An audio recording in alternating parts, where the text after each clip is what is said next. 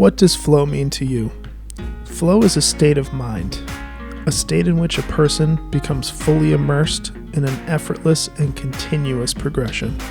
To me, the ultimate goal in jiu-jitsu is finding that perfect roll with perfect and effortless flow. I'm Professor Hayden Martz, and this is the Flow BJJ podcast.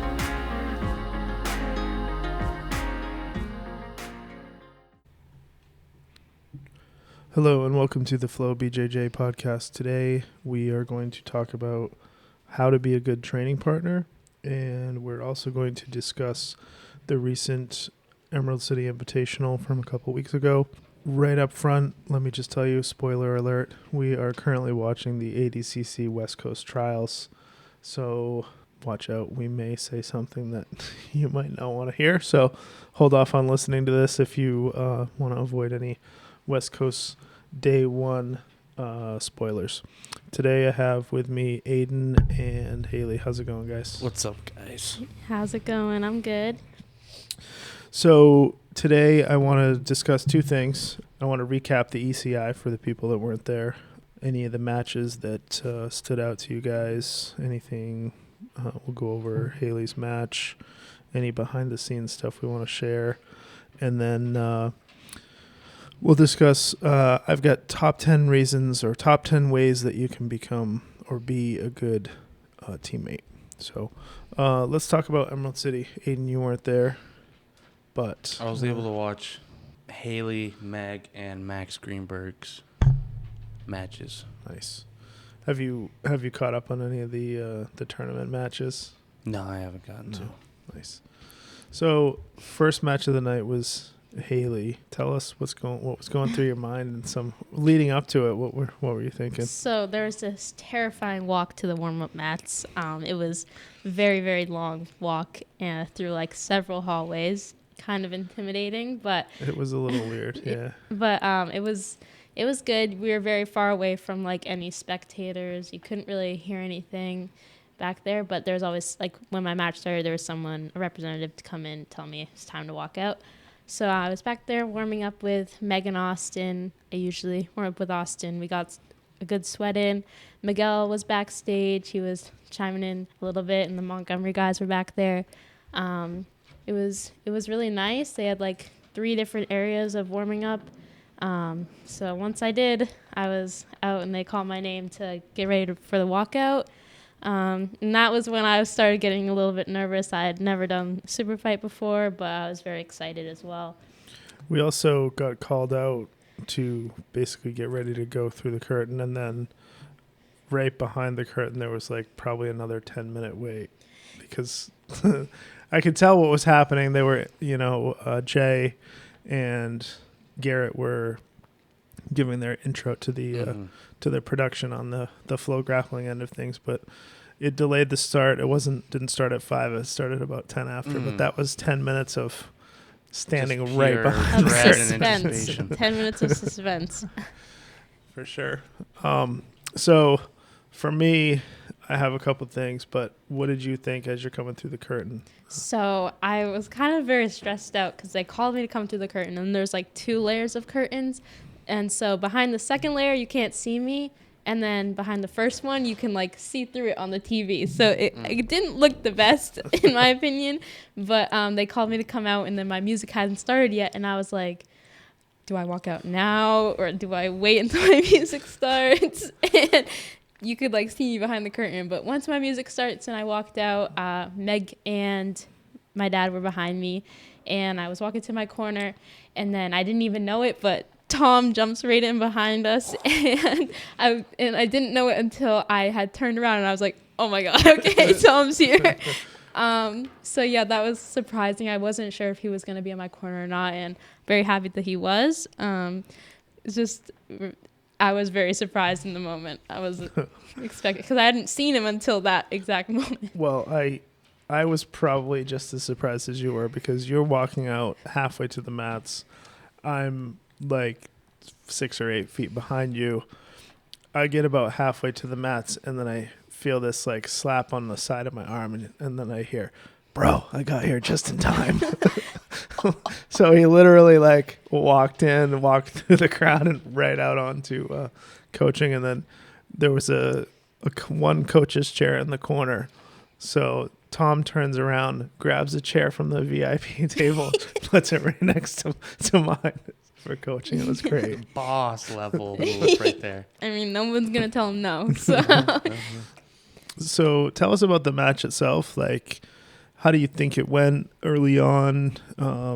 What do you think you did well? Where do you think what you need to work on, stuff like that? Yeah, so we went out and slap bumped, started the match. I wasn't exactly sure if she was going to wrestle me or not. I am a state girls champion wrestler and New England girls champion wrestler. I wasn't sure if she saw that or was planning on pulling guard, anything like that. I was excited to wrestle when I felt her on the feet, but she was very physically strong. I think she was a bit stronger than me. So I was kind of surprised that she was wrestling a little bit, but definitely excited to. It took me a while for me to get my first takedown. She was able to break down my posture a lot better than I wanted her to. And I've been working on that since. And in my last competition, I definitely think I did a lot better with that. But I got first takedown and we went out of bounds. At one point I was in on a heel, but we went out of bounds, kind of a scramble into the spectators. And they reset us on the feet. They let it go for quite a while. Yeah. I think they saw that I had her heel a little bit, and let it go a little bit further. But then they reset us on the feet and she broke my posture again, but I was able to recover and get back to where I wanted to be after a little bit of time. And I took her down. I took the top position and basically played my A game. I like to go to north-south and kind of literally sit on their head and attack the arms. So once I was there, it was just a lot of grip fighting, and I was definitely planning what I was going to do. I was either going to chain the Kimura and the armbar together, which I fought for the Kimura grip pretty hard. She was definitely grip fighting, and her feet were in my face, but nothing I'm not used to. Meg does this to me all the time. She loves to invert and put her feet in my face. So Yeah.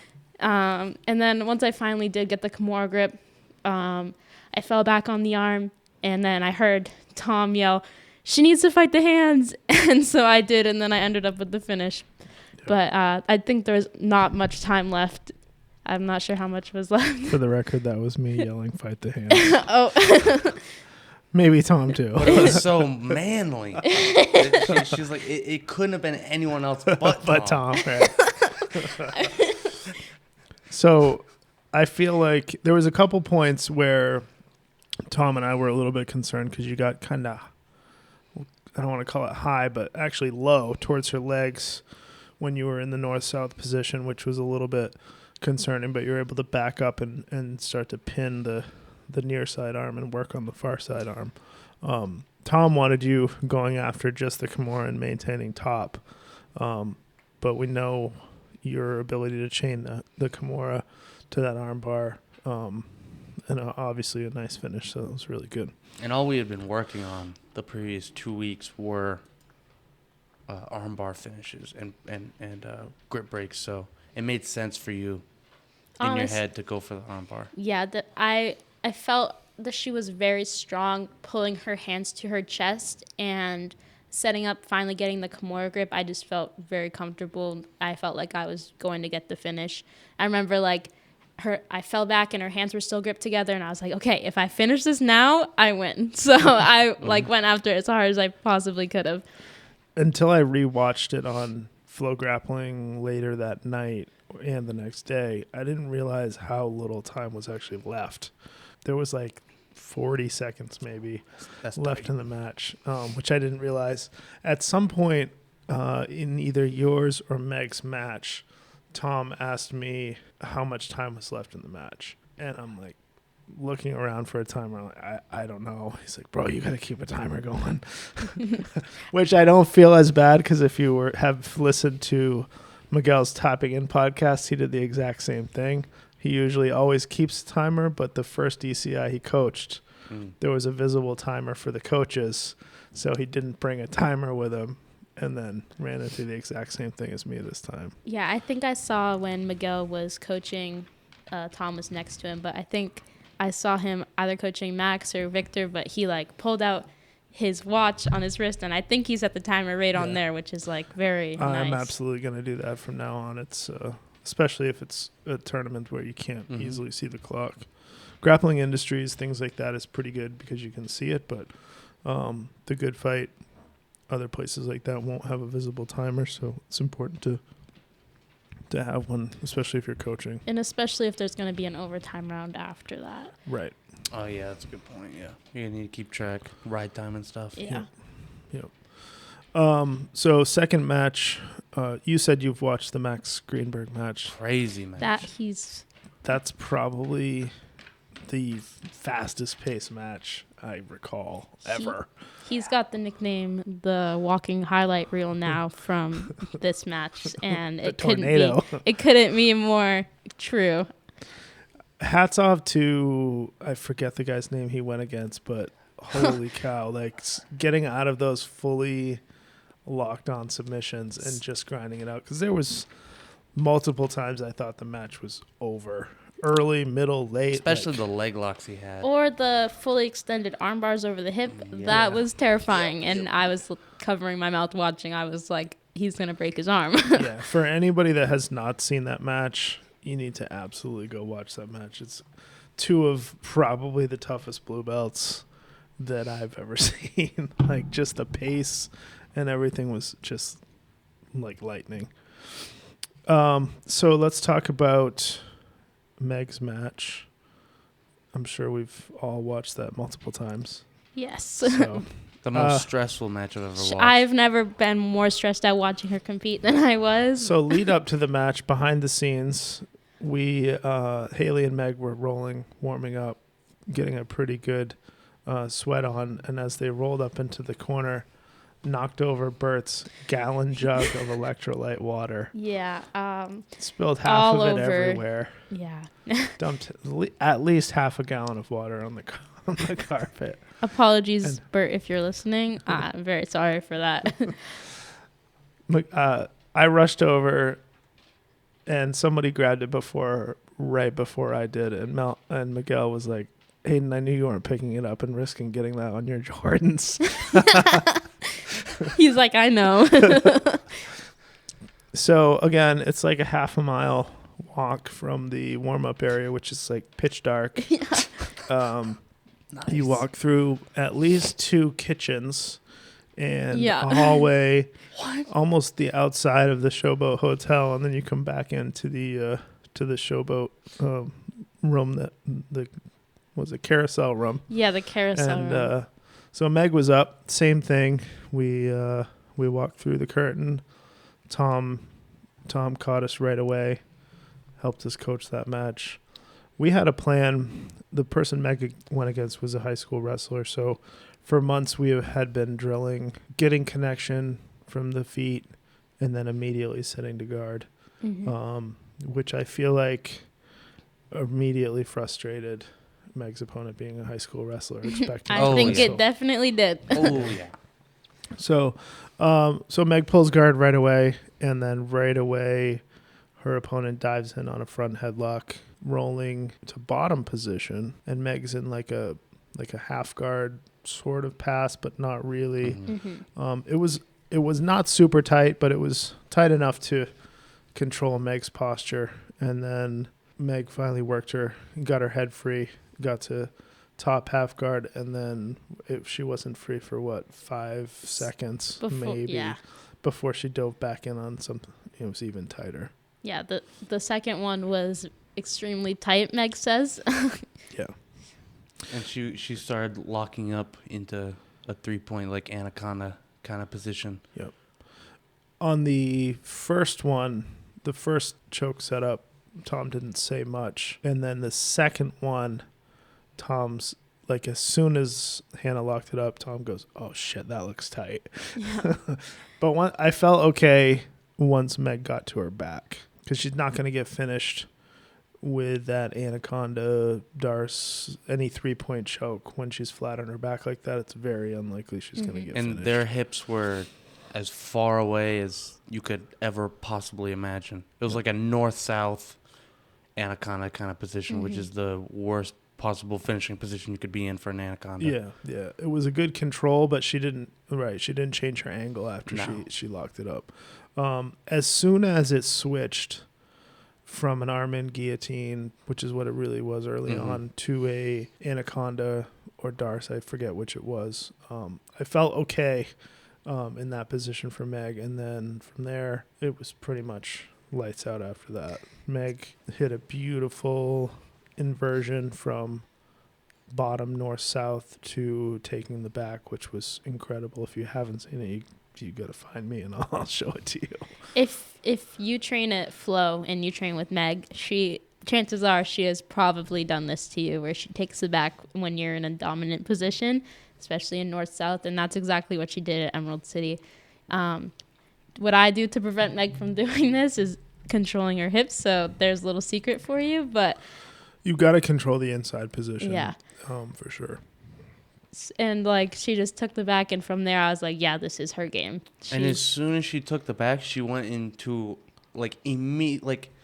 as soon as she took the back, she body triangled and then immediately went into the arm trap series that we go over pretty much every time you teach the back.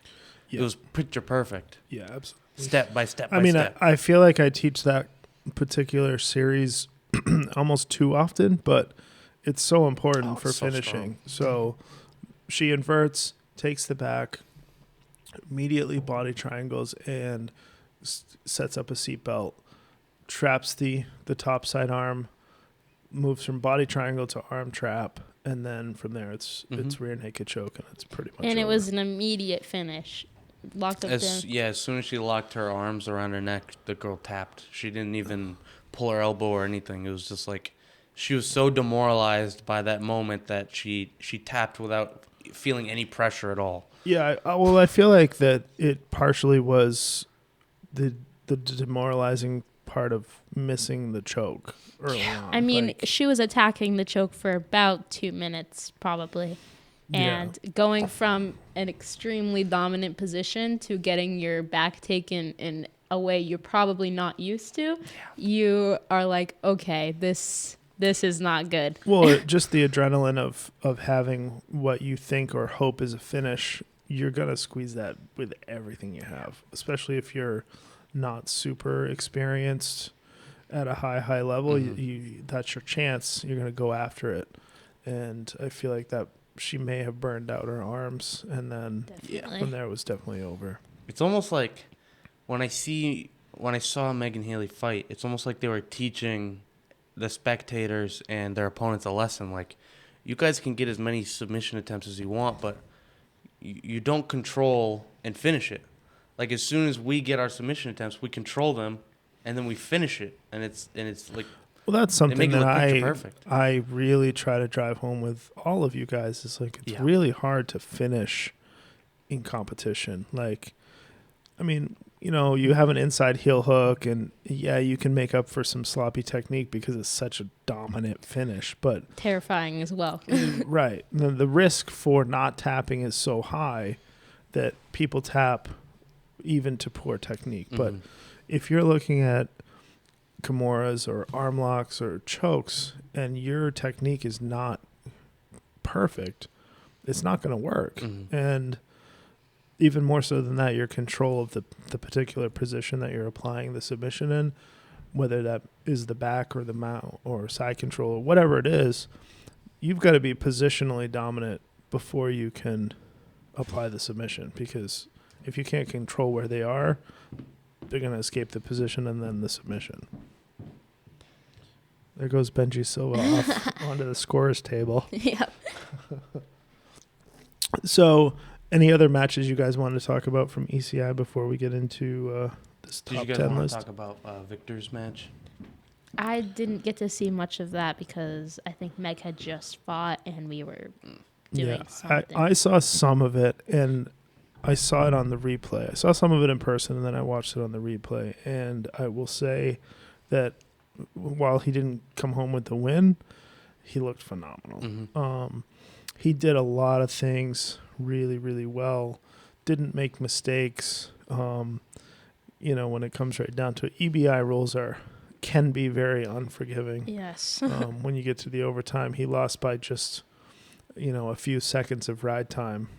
All three, went through all three overtimes, and it was a solid match. He didn't get the win, but he definitely looked. You really can't be good. ashamed about something that's so down to the wire like that. For sure. Yeah, and Sam has said this before with his ECI card. Like, he doesn't set you up with an easy match. He's going to match you up with someone very similar to your talent and ability level and your experience level.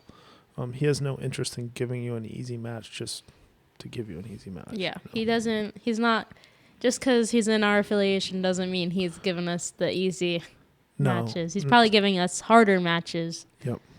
And that's what I've heard him say before. High expectations. Yes, definitely. Mm-hmm. Yeah, absolutely. One of the matches that I did pay super close attention to, a teammate of ours, Jaden Mueller, she was one of the main card super fights and absolutely dominated to the point where it was almost the mollywomp rule came into play. Oh yeah, how did that go? I was wondering. She was positionally dominant, physically dominant.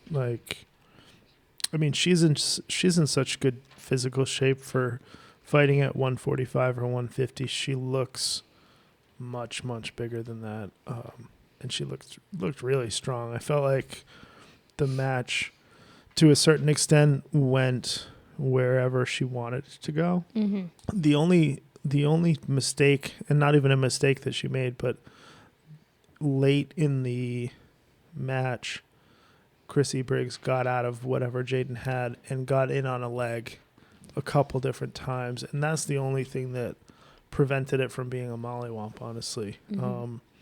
Which brought it to overtime, but then Jaden's back control is incredible. So yes. EBI overtime rules, really, really fit her well. She finished with a really nice side triangle armbar. Yeah. Nice. So it was really, really good.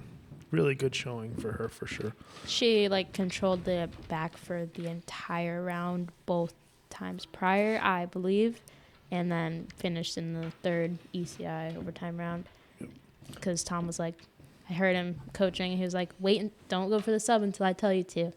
And then there's a certain amount of time left. He's okay, go for the sub. And she finished it with ease. So I felt like Jaden outsized her by a fair amount, but I could be wrong. Mm-hmm. Obviously the match was at a certain weight, so it's hard to say. But the whole Tom DeVlas affiliation did phenomenal. I think they went either 8-1 or 9-1.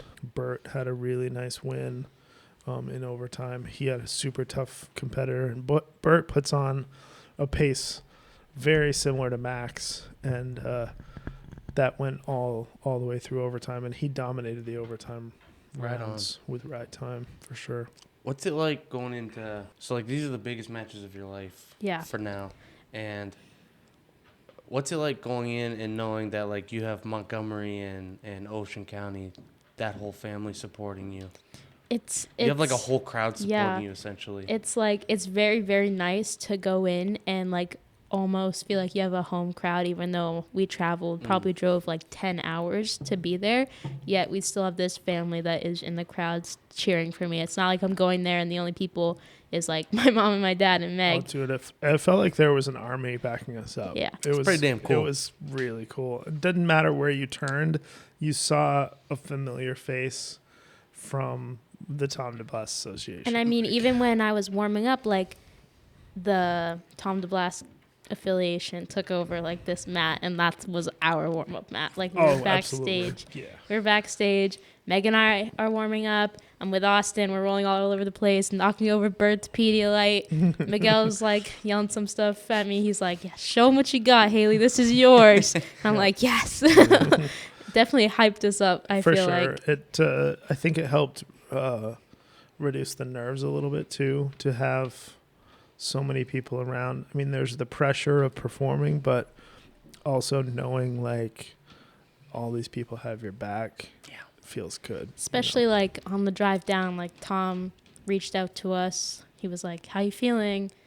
Checking in with his competitors, asked Meg how she's feeling. they're definitely like a great family to have. Oh, for sure. And he wanted to make sure that he was filled in by me or them on what their game plans were. He asked what the game plan was. All that stuff. So it's like, it's excellent. It's nice even for me because I feel like, if we go to like a grappling industries tournament and I put Haley out there, I'm standing there backing her up. But to have someone backing me up as well is really feels really good for sure. And like during Jaden's match, the crowd was alive for her. Like we had everybody was watching, cheering so loud. Like there was like a couple, like I think Sam Vorbe was behind us chanting like, "Bring the pain, Jaden, let's go." I almost felt bad for Chrissy Briggs because it was filled with so many Ocean County BJJ people. It was very loud when she won. It was just incredible. The loyalty is That's amazing. That's the thing. I mean, selling tickets and having a loyal team to you, backing you up, that's all stuff that you need to make it in jiu-jitsu. You can't do it on your own. You've got to have coaching, you've got to have an affiliation, you've got to have teammates that push you. You can't just walk out there by yourself and expect to be successful day in and day out at all. Yeah, your team definitely is one of the main reasons you will succeed, and that's why Ocean County and Tom Blast affiliation went 8-1 or 9-1, whatever it was, is because of the teams that they have, and everybody is getting them ready for all their fights. It was interesting because there was probably less than half the crowd there for the $10,000 8-man tournament. There was twice as many people there for the undercard with, Ocean County people fighting and stuff like that. I would absolutely love to see Sam put on a card that's like Tom DeBlas versus the world, all Tom DeBlas students on one side of the card. That would be incredible. That's maybe insane. Start a beef with a team just because. just to make a cool card. Yeah. What does that say about the people in the tournament though? Like, you gotta bring some fans. Well, and Sam did make a call out of, maybe a month before that, if you want to be successful long term, it's not just what you can do on the mats. I mean, you've got to treat it like a business off the mats, and you've got to, make sure your social media is on point, get fans behind you, get, sponsors behind you, or whatever you need to do to make it happen. Look how Tom goes about his business. He's right in the forefront of everything, and you also have to just be authentic. Like, you can't be something you're not. Mm-hmm. All right, guys, so we're going to go over what I've got here, how to be a good teammate, top 10. First one is not going to sound like it's being a good teammate, but it's important in your own jiu-jitsu journey as well, and that is setting your own goals, determining what you want out of your training, determining where you want to go long-term, short-term, stuff like that. What do you guys think? I think that determining what your goal is, like a reason that you're training, doesn't have to be competition-wise. It can be get yourself in shape. It can be to keep yourself safe. It can go a variety of ways. However, if your goal is to become like world champion, you need to make sure that your efforts are matching your goals. And even if, say, we're not talking about competition, we're talking about hobbyists, and hobbyists make up most of the school. It's why all schools are successful. Very small amount of schools are competitors, and often competitors don't pay or contribute. So in my opinion, as long as you are being consistent, say you can only make it once a week as a hobbyist, make it once a week. Right. You're still coming and you're still progressing. Don't show up every single day and wear yourself out and then you're gone for months at a time. That's not very, I feel like, I don't know what the word I'm looking for. Yeah, I mean, for me as a coach, all I'm looking for is do what you say you're going to do. if you send me a Facebook message, you're like, hey, I'm going to start training. I'll be there once a week. Awesome. Great. Hey, I'm going to start training 7 days a week. Great. Awesome. I don't care how much you train. I care that you train as much as you said you were going to train, because that's sticking to your plan. Not everybody has time to train 7 days a week, Sometimes you just got to be reasonable with where you're at. If you're a hobbyist and you can only do 2, then make the most out of those 2. And I don't like the word hobbyist at all. Right. I feel like that's like a slight. I feel like there needs to be a better word for the people that train their asses off day in and day out, but don't really care to compete, or only want to compete like once a year or something. We're all students of you. So like students that aren't competing. Like, still students. Yeah. Yeah. Student's a student. Right. I think that people put too much emphasis on competing. Like, you don't have to compete to earn respect. We have some incredibly tough people that train in our gym that have absolutely no interest in competing. My hardest rolls are with people who don't compete in our gym. Yep. All of them are, except for Meg. All of my rolls are with like Aiden. One of my hardest rolls every night. Park. One of my hardest rolls whenever I can get it in with him. Yeah, it's when if your competition mindset means that you're not trying to build a skill or polish your skills every single night, then you're going about competition completely wrong. Right.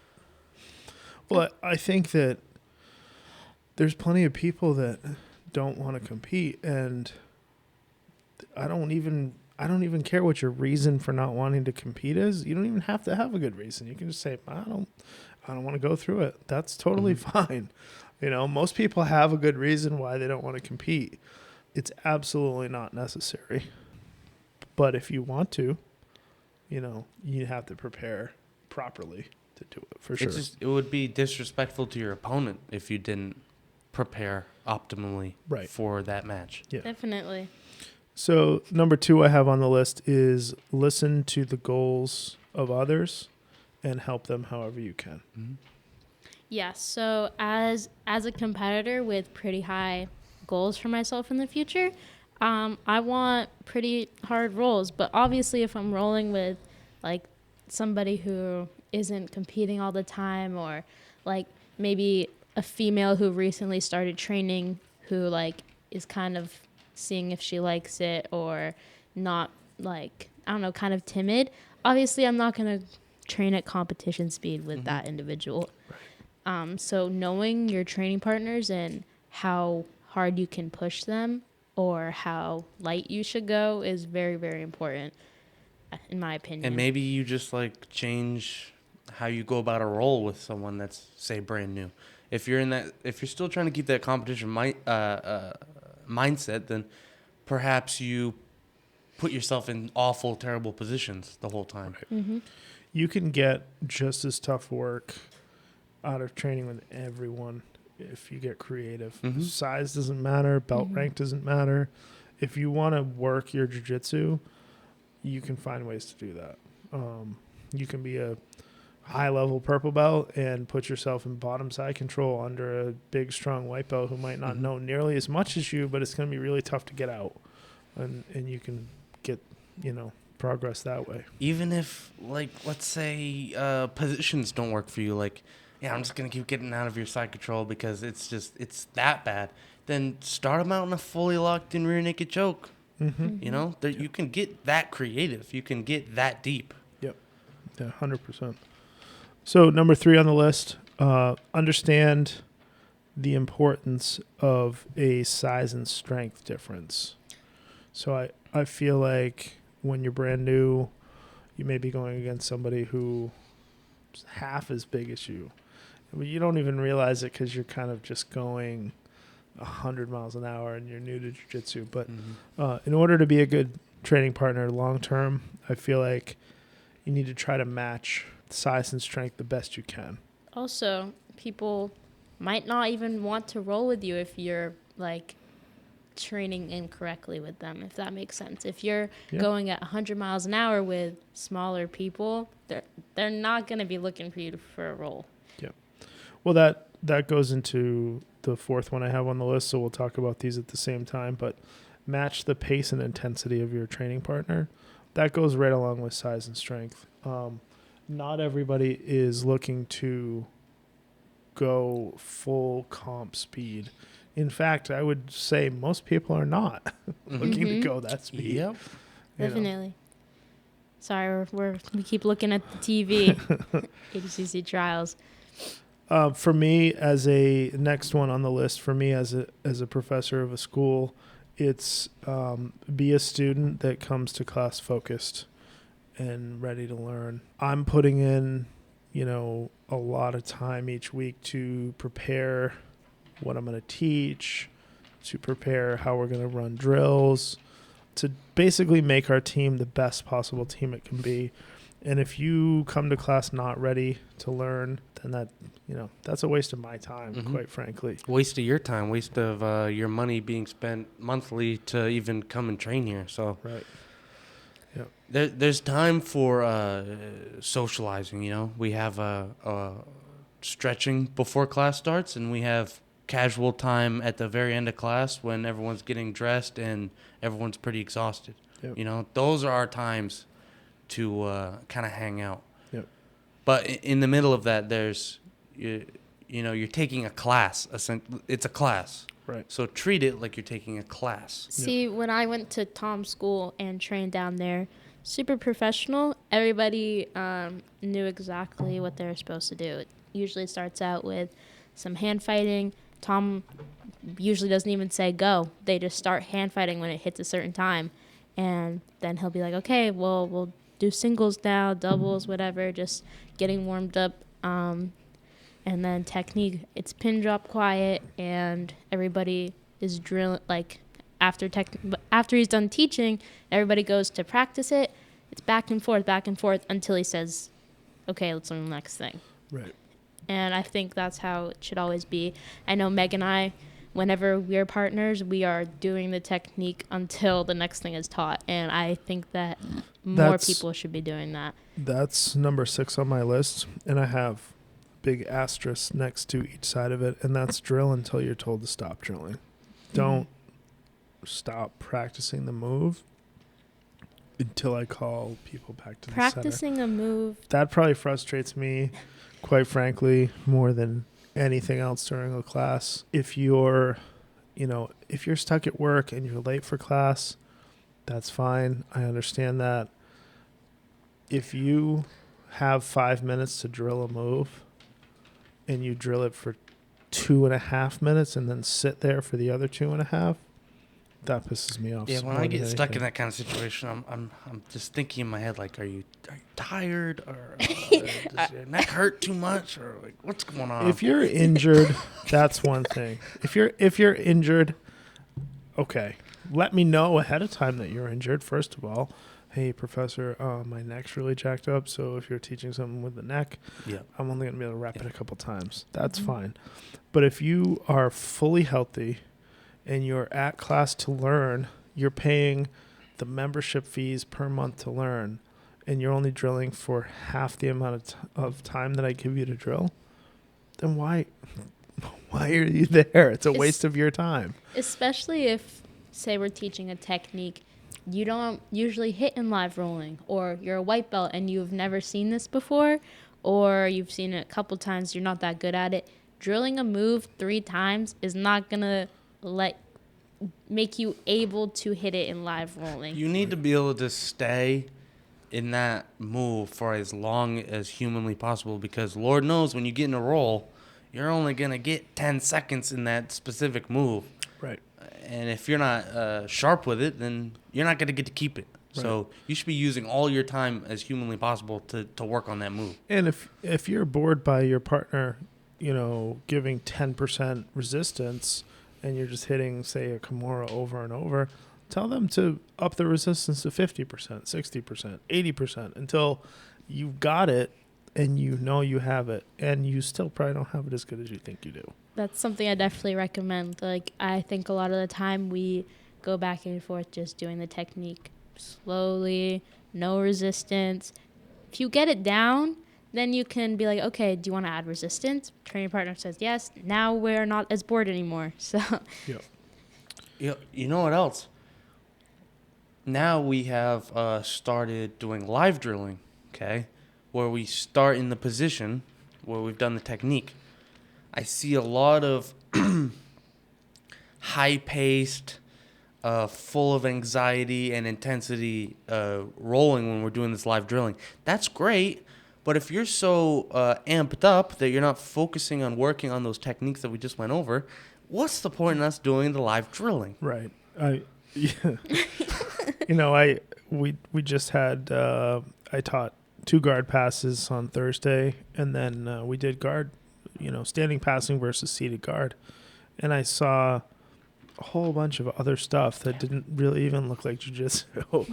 And most of the time you just need to slow down is what it is. We're literally allowing you to have as focused of a role as humanly possible when we put you in a live drilling situation. So why not keep doing it? In these situations, most of the time you have one goal. If you're in bottom side control, I think drilling is amazing, though, for the fact that it doesn't matter what the matchup is, blue belt versus black belt or white belt versus blue belt. It doesn't matter. You can work the move, take the risk, and know, hey, if I get mounted here or if I get my back taken, it's okay. It's over. Start again. There's no risk. There's, even if you're a black belt who wants to enter legs against a purple belt that's good at leg locks and you've got a sore ankle, that's fine. There's no risk because it's just drilling. It's not a competition. It's not even a live round in the gym. There's no egos in drilling.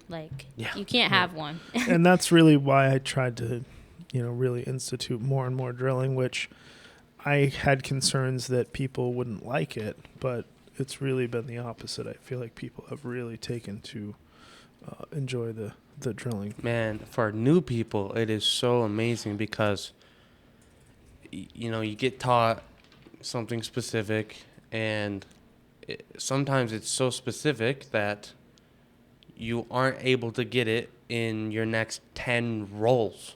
Right. But with live drilling, you get to see it every single round because you're in that specific position. So it's fantastic. Yeah. Next on the list, number 7, how to be a good student/teammate. Be aware of your surroundings on the mat during live rolling. Yes, this is a good one. Anytime I'm wrestling, usually I love wrestling with James, one of my training partners. He's a bit stronger than me, can match me. He has a little bit of wrestling experience. It's definitely, he's not giving me anything. And anytime we wrestle, and if we're near somebody who's rolling on the ground, because not everybody likes to wrestle. Very few, actually, like to wrestle at our gym. So anytime we're near someone else and we just move, it's not a big deal. You just or move just take over. a quick glance at your surroundings before you're doing something. Right. If I'm about to, if I know I'm about to hit this takedown, I'm like, okay, are we about to fall on anyone right now? Yeah. Right. No. Okay, this is cool. Or like if you're 2 white belts locked in a death match, it doesn't matter. I don't care. Reset. It doesn't matter how cool the submission is you're about to hit, guys, okay? Just move. Man, you know how many beautiful butterfly sweeps I got to give up because there's 2 people rolling next to me? Oh, it's sad, but you got to do it because I'm not throwing a 280-pound man on Megan Haley while they're rolling. It's just not right. Yeah. I mean, there's 2, and I don't want to call them old school, but there's 2 things that have always been in jiu-jitsu, and one is give way to higher belts on the mat.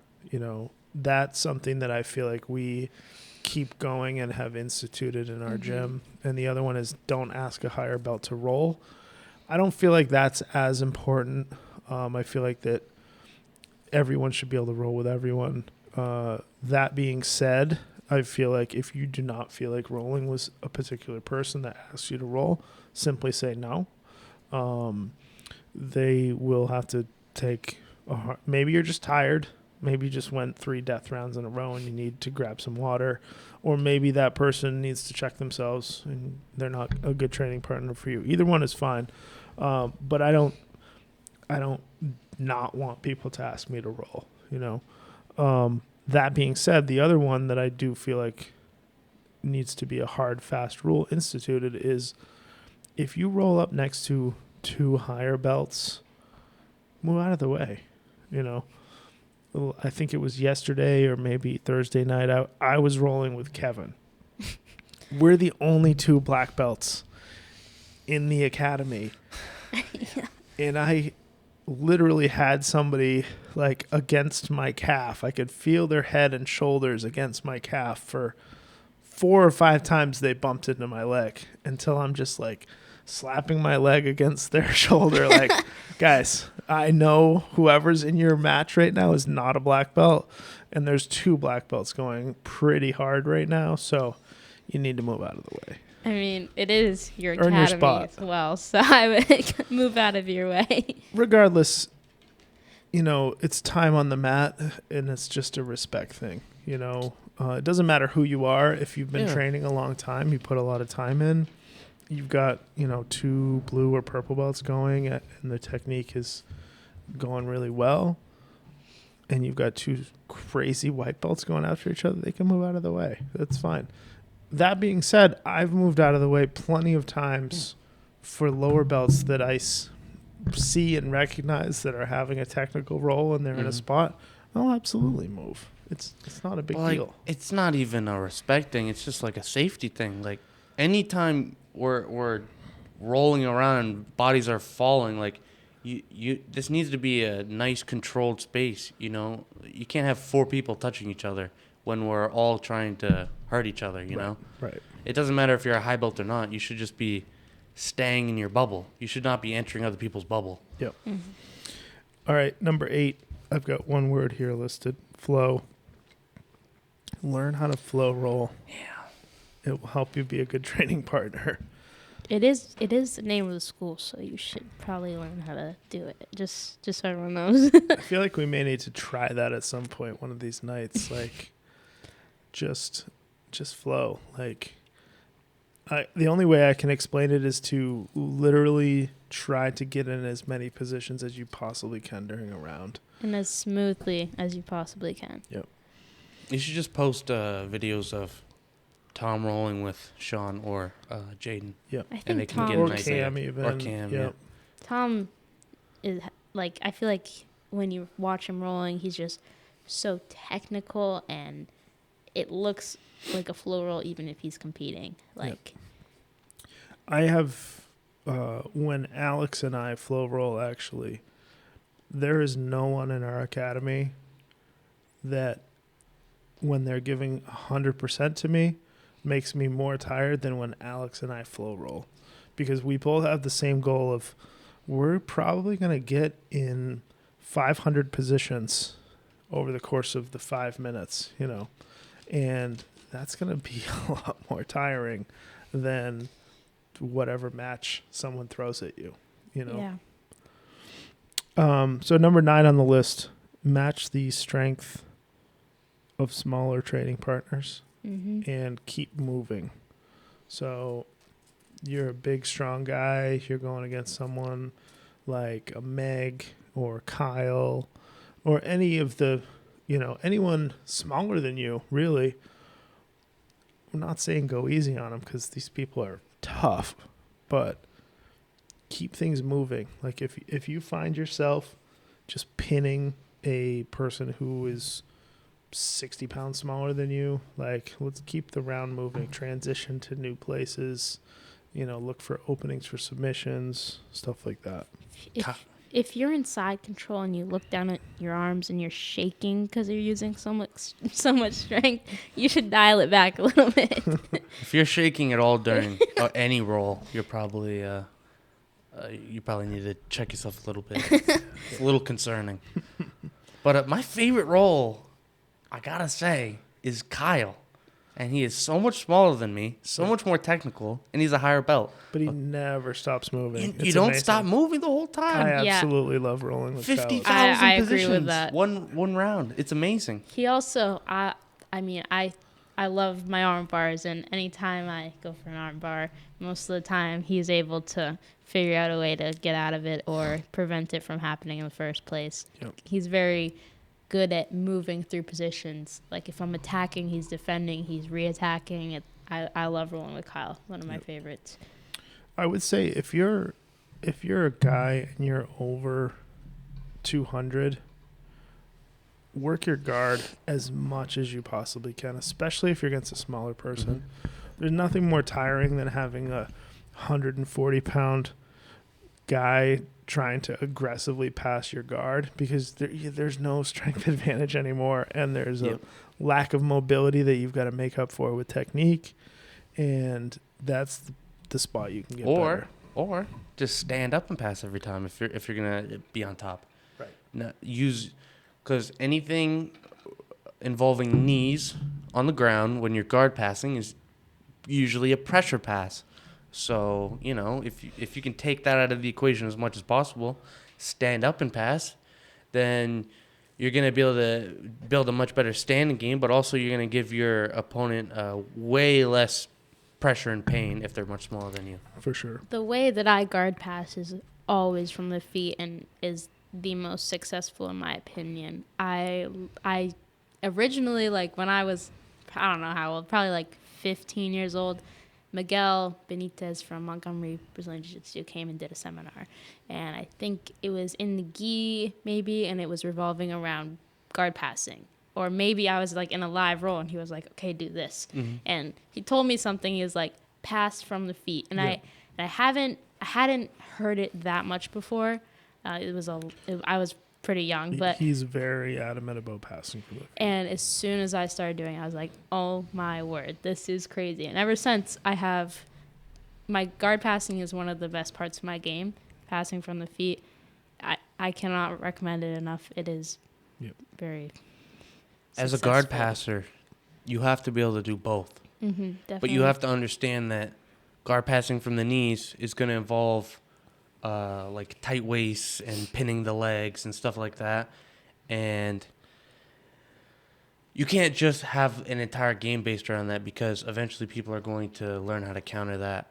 And if you want to keep building skills in jiu-jitsu, you have to be able to do everything. Oh, absolutely. You've got to mix up your all parts of your game, but your passing especially. Your passing and guard play, those are the two areas where that's the largest part of jiu-jitsu. That's the most equal position, and your guard passing and your guard retention are super important. You can't just keep going faster and faster after one pass. I feel like with a knee cut pass, we have people who are really interested in the knee cut pass, and it's like, oh, that would have worked if I had just done it faster. No, you don't need to do it faster. You need to get better at the move. Definitely, you don't need to do it faster. And people don't understand that if you have a single, one-dimensional mindset where you're only going for one thing the entire time, like let's say I'm only going for a body lock pass. Of course, they're not even going to let you enter the body lock pass. Right. If that's your only goal, and they're going to see that. Yep. You have to be able to, like, my favorite passing is like standing up, going side to side, stepping a foot in, and then level changing down into a body lock pass. I'm not just waddling with my knees over to my training partner, slap bump, and then diving in on a body lock pass, because that'll never work. Right. No, you've got to mix things up. You've got to, like I say, and a pass may not even be fully standing or fully from the knees. It may start from standing and end up passing from the knees. Like, you've got to mix up your game a lot. The end of a knee slice is a tight pass. Right. Because you're underhooking chest to chest. Yep. So for you to think about a knee slice as just a standing, flying guard pass is just so wrong. Yeah. And the whole sport of jiu-jitsu revolves around chaining moves together. So if you're being one-dimensional, you aren't going to be very successful. Chaining moves together and deception. Yes. I feel like when people figure out the deception part of jiu-jitsu, that's when things start to get much easier for them. Or like fainting. Right.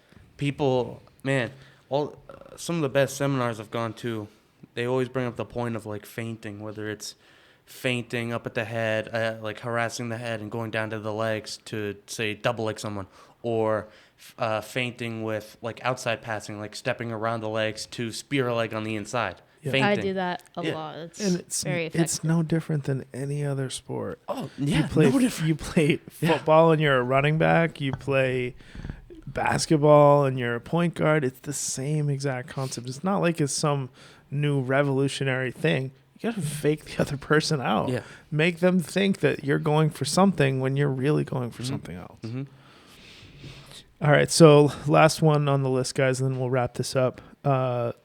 Number 10, use explosive movements smartly, especially at white belt. And that's just a nice way of saying don't be a spaz. Yep. Be calm. I'm not saying don't be explosive, because a lot of people's games revolve around being explosive, especially if you're a competitor. But you need, and I've been saying this a lot lately, if you can't do a move slow, then you can't do it fast. There are times that you need to slow down. Like you have to slow down. You're not going to be able to secure positions if you aren't slowing yourself down.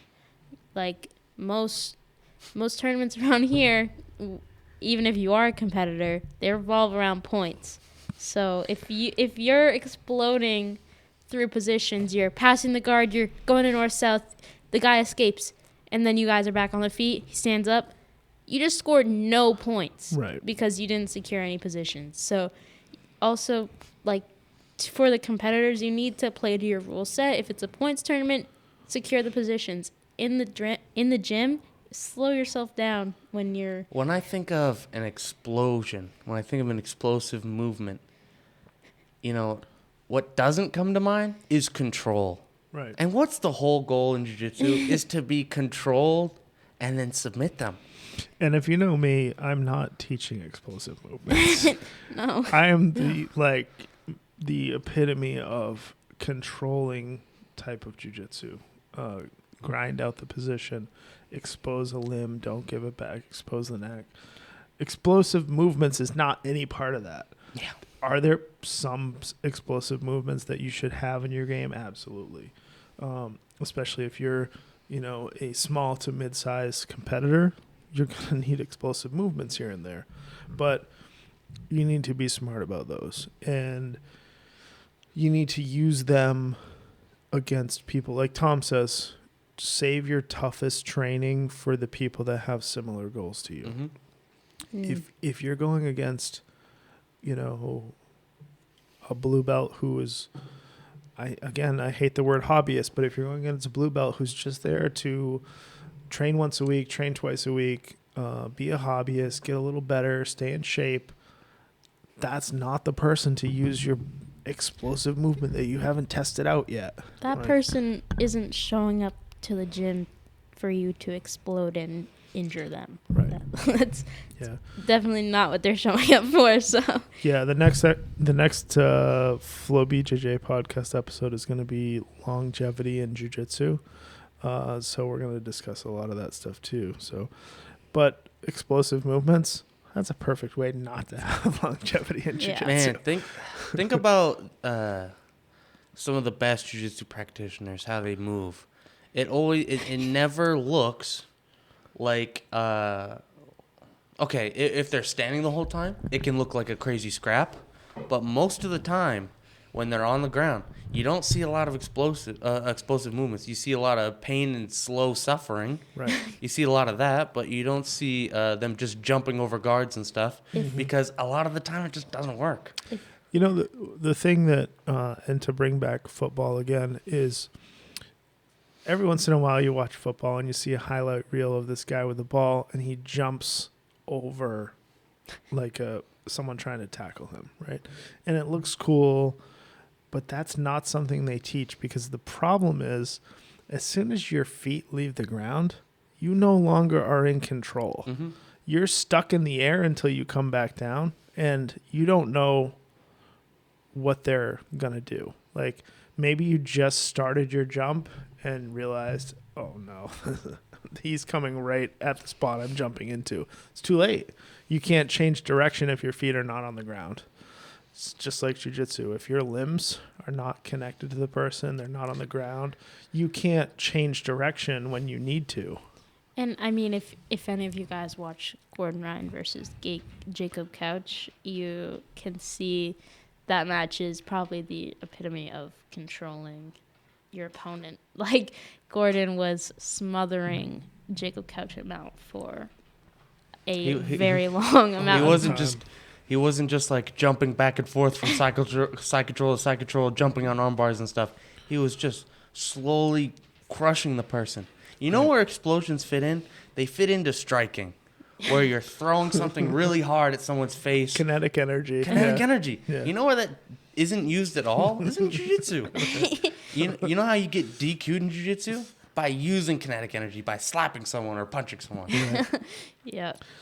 That being said, I feel like our team in general does a really good job of being good students and teammates. Mm-hmm. You know, we're going over these kind of, tongue in cheek about what not to do, but for the most part, we have a group of men and women who really already do all these things correctly. Yeah, this isn't a call out, guys. We love you. Our best role models are the most slow moving practitioners you could possibly imagine. Well, if you look at not just high level guys in our gym, I mean, like Kevin or myself, or Greg, but if you look at high level competition guys, now competition is faster paced than regular jiu-jitsu, absolutely. But if you look at two high level jiu-jitsu guys, Damian Anderson is beating up somebody on the TV right now. Damian is one of the people that was on less than a minute in and gets the tap. He is the best side triangle I've ever seen. That was beautiful. Sorry for the spoiler, guys. Yeah, Damian Anderson is insane. Our first B team versus New Wave matchup. We're recording this on a Saturday night, first day of ADCC trials, so hopefully... Damien's on B team. Oh, whoops. Mr. Sparks is on New Wave. All right, guys, that's all we had for today on this episode. Appreciate you listening, and we'll catch you next episode. We will discuss the longevity in Brazilian Jiu-Jitsu. Thanks for listening, guys.